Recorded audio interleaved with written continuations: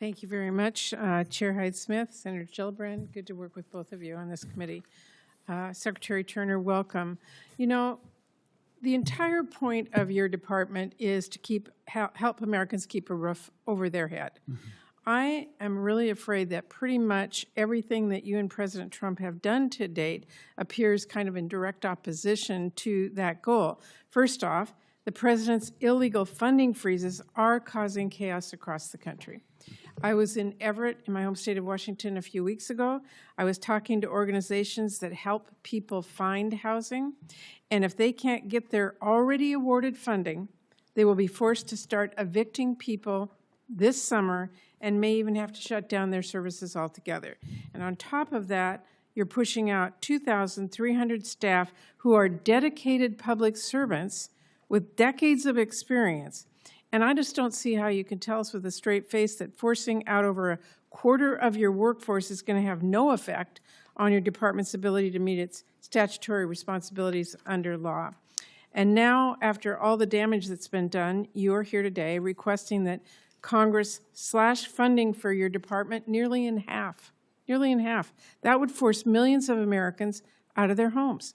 Your request would force states to make up for the draconian cuts and abdication of responsibility. And I don't know what state can afford to do that, especially when this administration is simultaneously working to shift even more costs to states for things like SNAP and health care. It is kind of absurd to claim that we cannot afford basic programs that keep people off the streets, but we can hand trillions of dollars in new tax cuts to billionaires and big corporations. You know, housing affordability and homelessness is a crisis in Washington State and in many places across the country. You know that.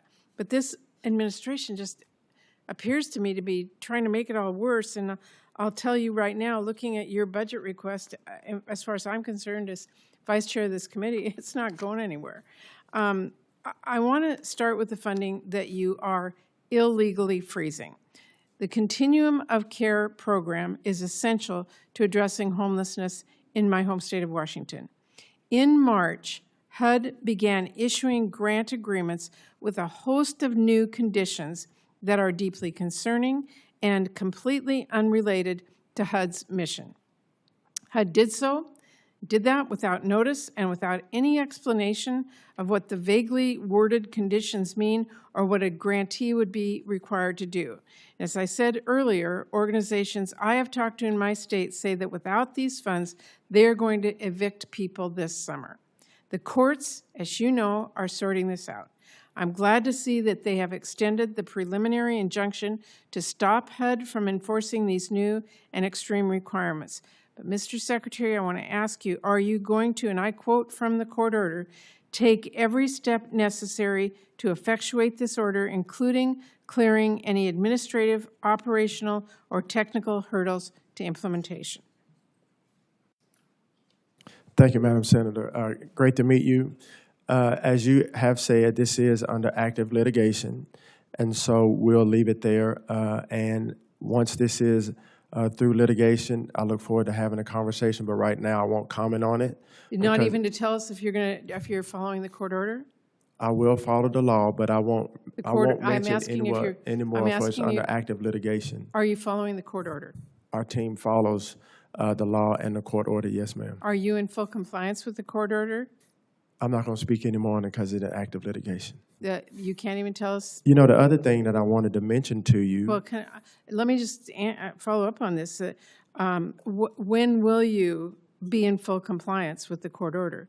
Are funds being withheld today? We will be with you as soon as we can once it's done with active litigation. So are funds being withheld right now, even though the court order is in place? You know, you talked about the 2,300 people. So, Mr. Secretary, I just want you to know I'm talking about this continuum care because I am hearing from providers in my state that funds are being withheld, meaning you are not in compliance. Are you aware of that? Ma'am, I am aware of the litigation. Yes, ma'am. It's an active litigation, Senator. Yeah, and I'm hearing that funds are still being withheld despite the court order. So I need to know if you know that, and if you're going to make sure that the funds are released. Yes, ma'am. I'm the secretary, And so things that go on at HUD, I'm well aware of. But I also know with this active litigation that I'm not going to say very much in our hearing today, but happy to talk to you as time goes on and as I'm able to. Well, I commit to that. Yeah, well, we are running out of time. They're going to start evicting people, and they need those funds. I want to move on to another example, because I just haven't. Can I address the 2,300 people right quick? Well, you're just going to, okay, you got 10 seconds, because I need to talk to you All about right, a specific I'll take 10. program. So just to clarify, the 2,300 people that left HUD, it was voluntary. They were not forced No, out. I know. I've been hearing that from every secretary that comes before. Well, no, ma'am. This is just me from HUD, and I'm just telling you, it's 2,300 that they took the 2,300 that were DRP. told if you don't get out now, you're going to be sorry in the future. So it is people that we need there. Anyway, let me move on to another example. Your Green and Resilient Retrofit program, that was created to help make properties more resilient to disasters and less expensive to heat and cool. On day one, you and the president deemed this common sense program woke somehow and have illegally attempted to terminate it. The courts have now directed HUD to process and disperse those funds. But I want you to know we are hearing from owners that HUD is doing nothing to restore the administrative contract that DOJ canceled, which is holding up this deal from moving forward.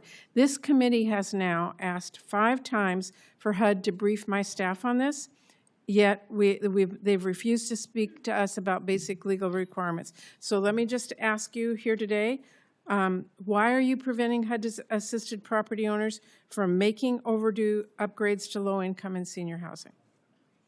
Again, Senator, this also is under active litigation, as you know, and so my comments on this will be 0 to limited. It's under active litigation. As soon as we get done with that, I'm happy to speak with you. Well, there are people waiting, and this fund's critical, and there are court orders. I expect them to be followed.